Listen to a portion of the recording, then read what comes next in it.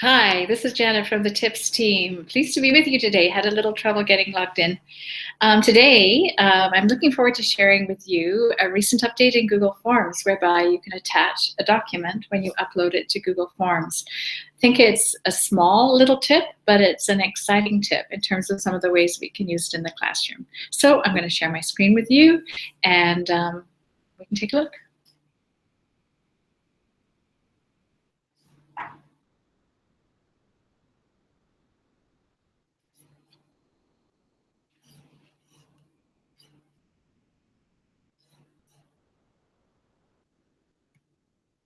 Okay, so forms for gathering information. So first of all, if your access to Chromebooks is limited, you may not be using Google Classroom to communicate back and forth, facilitate information sharing, handing out of documents, etc., with your students. But what you might want to do is when you do have access to Chromebooks, or if you teach students in Div 3, 4 who have their own phones in their pockets, you can use a Google form in order to collect information from your students. The beautiful thing about this is that the information that they send you can be text in a form, but it doesn't have to be text anymore because you can now upload photos, videos, and other kinds of documents. It's pretty exciting. So when they submit their information to you, it gets put into a folder in your drive, and it's also very quickly accessible to you within the Forms interface itself.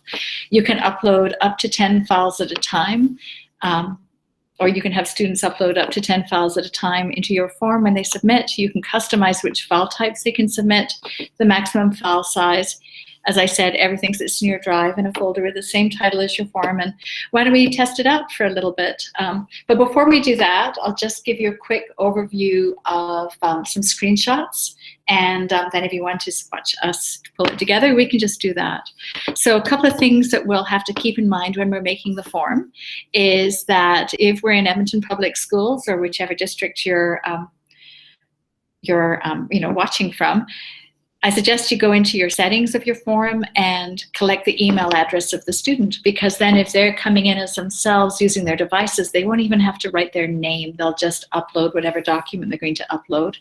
And if it's a form that you're going to want to use again and again and again, so for example, you are taking quick photos of student work day after day after day, and you want to track how they've progressed over time, you might want to click under presentation and show the link to submit another response. When students actually use the form, they can see it on an iDevice if that device also has Chrome, the Drive apps installed on it. So when they look at a form, it could look like this. What is one thing you have learned during today's class that you'll keep thinking about next class? They could type it, or they could add a file. And if they're going to add a file, perhaps a video file, this is what turns up. They would just click on select a file from your computer. And if they have a file already saved, they can upload it from their photo library or their Google Drive. But perhaps they haven't. Perhaps it's just that quick little question. They would click on take photo or video. They would just click OK here. And then they would quite simply take their video, insert the file. They would then see it at the bottom of the form, and then they would submit it and know that their form has been submitted. So very easy. From the sheet side of things, the owner can, straight within form itself, they can click to the responses, and they can see a summary of responses, and they can view on the individual responses, and then for each student they can have a link directly to the file that's been submitted, or they can look at all of the submissions at once within the Google Sheets interface, in which case they can sort by student, by date, etc., to see what has been submitted. Here's an example of what it looks like on the Drive side of things. So I just did a search on the word takeaway. It's obviously in my recent files as well. The form itself is there, and there's my folder with my form responses. And within that folder of file responses, there's a link to, if I had more questions, where you would upload a document. Each of those questions would appear below. It was just the one. And if I click into that, I can see whatever I've recorded on my phone and uploaded right there. So even then, you hardly even need to have a student's name on it because you can see who they are in the video. Some quite smart ways to use this. Well, first of all, it's a fantastic way to keep track of evidence of learning. A form can be completed by student to teacher, or just a few students each day as you or they are assessing how well they've met various criteria for an assignment. So you might start with a stem in your form, such as, in one sentence, what did you learn about whatever it is that you're focused on today? This would be a great way to keep track of daily exit slips or weekly learning reflections in the video format. As I said, the file name doesn't really matter if the student is videoing themselves. If you have it automatically collect that username, that's going to help you keep track of the student as well. So an example of an exit slip, ask one question about today's content, something that is puzzling you still, and that gives you, the teacher, that formative feedback on your own teaching that can help you in terms of addressing those missing gaps at the beginning of next class. It can help you keep portfolios of different assignments. All of the work that students have submitted can be linked to from a master spreadsheet, so you can sort that. For example, maybe a student isn't creating a video, maybe a student is taking photographs of a model that they have created today. So for example, perhaps you're teaching a course in beauty culture and you want to see how well a student has created a braid on somebody else's hair. You could have them take those photos. Everything is saved in one folder, a virtual folder, together, instead of having to print things out and put them in paper folders. So very manageable. And of course, the beauty for the students with mobile devices, especially if you don't have enough Chromebooks, is that they can video record the response right from within the question itself. Edutopia is a fantastic site for finding information on all kinds of educational topics. I'll link to our presentation within the video, within the after school special, but you'll see they've got a great website here that looks at the whole concept of exit slips for checking for understanding. And last of all, just some other ideas of how you might want to use it. So anecdotal notes we've talked about already. Another example would be student exit slips.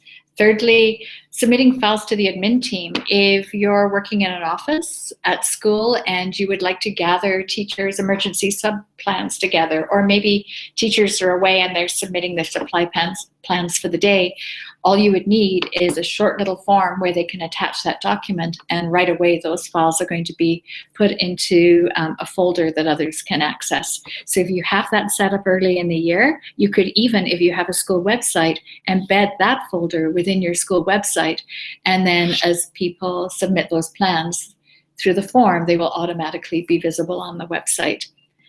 And last example I just wanted to share with you was the idea of parent backpacks, or parent contacts using your forms as virtual backpacks. So if a parent is, for example, signing off on a FOIP form or on a field trip form or other document, they could sign off on the document itself, but then they could take a photo of that document and then submit that photo to you through Google Forms. So again, you're not chasing paper around the school. You've got everything right there in the folder as soon as they submit it, and it's just a matter of looking in that folder, checking off who's put it in there yet or not, and then following up.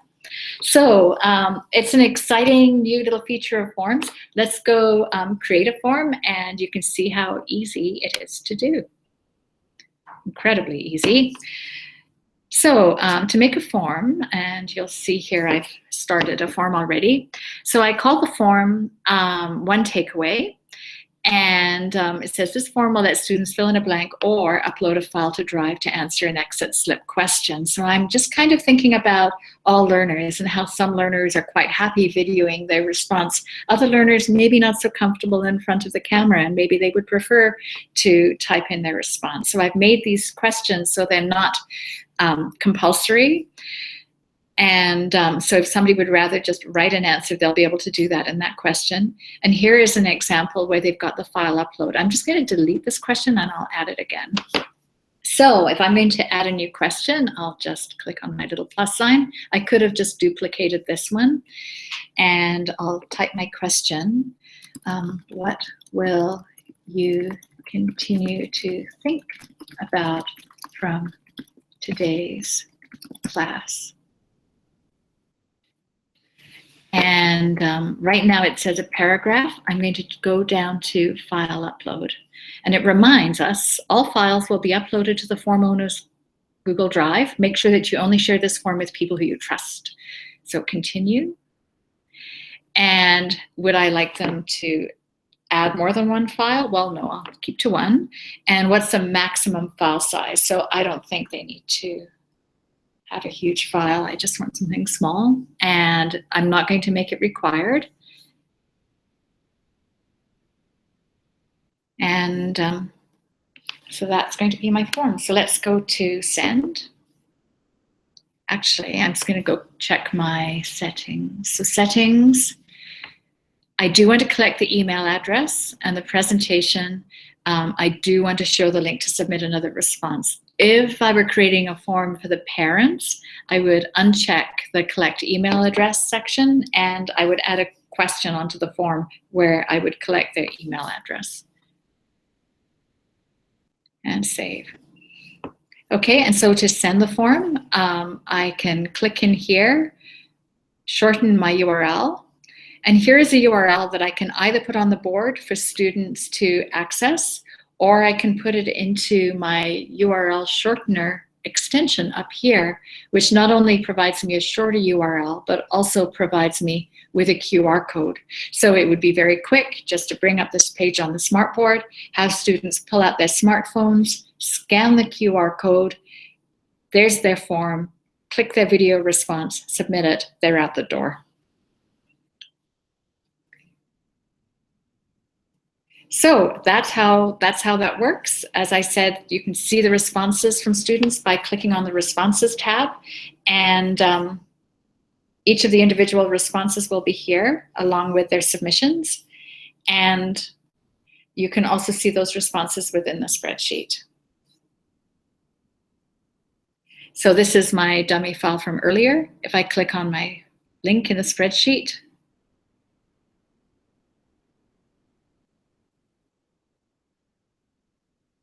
that will take me to the preview page of the video that I was sharing. Switch out of there. So that gives you a little tour of how to add a file upload button in a Google form. I hope you take it away with you overnight yourself and think about what are some ways you might want to use that feature in forms with your students, with other colleagues, and perhaps even with parents.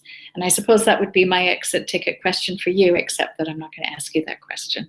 Something to think about. Thanks. Bye.